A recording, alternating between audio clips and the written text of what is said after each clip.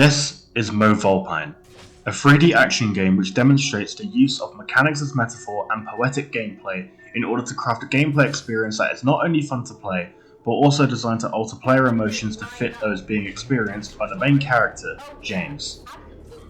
James is a mercenary known as a Reaper, sent to the Nueva City Southern Rail Yard to hunt down a notorious cult member codenamed Enigma. Okay, Mr. Skull, let's get this over with.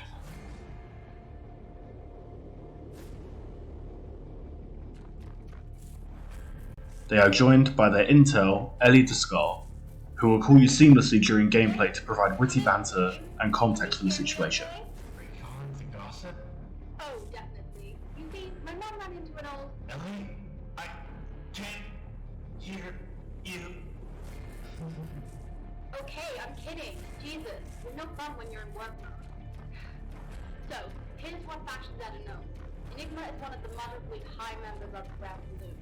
She's quite new to the group, but she's already forcefully converted 25 people. She's assigned as a preacher and a treasurer. So, she brainwashes the populace and still supplies funds like the transporters. Right.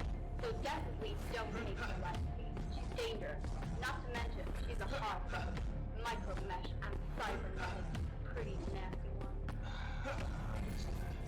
James out. It was important to immerse the player in the world of Mauve Vulpine before introducing designs for emotional effect. This was done by having dynamic elements that make the world feel alive. The train is an example of one, as well as the reactions that James has to the world around them. Well, deactivated.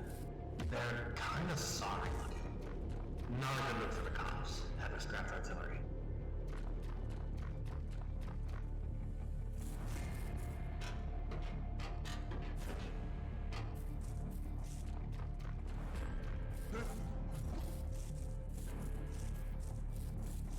This large glitching robot is a Centurion. It scares James, and as a result, they stumble, realistically, and regain composure. Suddenly locking the controls away mimics the lack of control we experience when paralyzed by fear.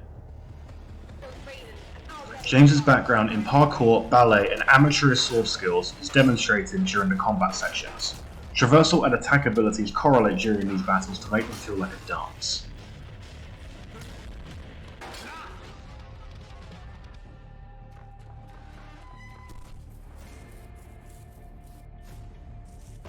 Upon encountering an innocent bystander and an active Centurion, the player is given the choice to save him. However, if choosing this, the player will take damage and the bystander will die anyway.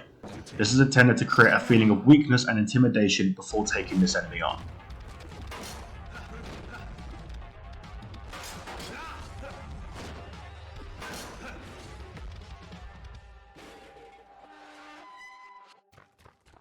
All of the build-up and more minor poetic gameplay and elements of unchoice are in preparation for the final boss fight against Enigma. Then nobody will cry out for you, Eris.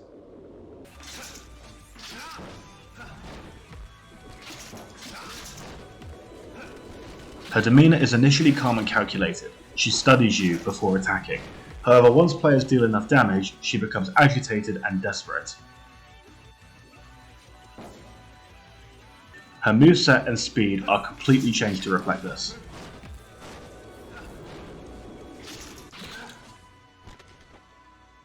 Once she is weak enough, the battle continues on top of one of the moving trains spotted throughout the level.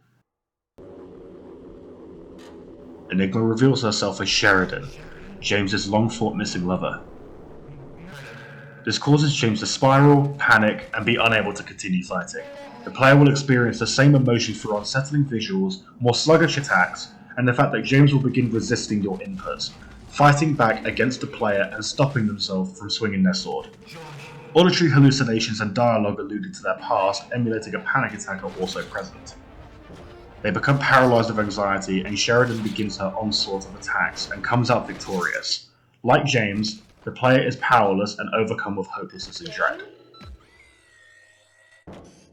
The demo ends with James making one last attempt to get through to Sheridan before she snaps and sends him flying off the roof of the train before escaping herself.